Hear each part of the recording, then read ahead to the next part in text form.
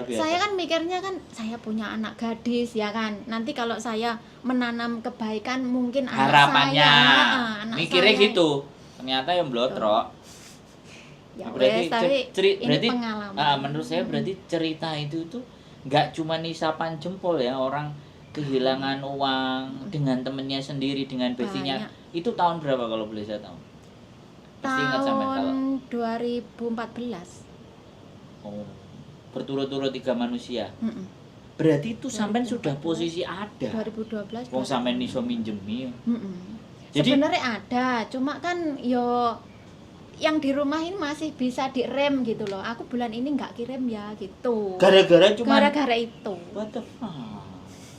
Tapi alhamdulillah majikanku, siapa suamiku orangnya ngerti. Maksudnya enggak ngurus, bener-bener ngurus, ngerti.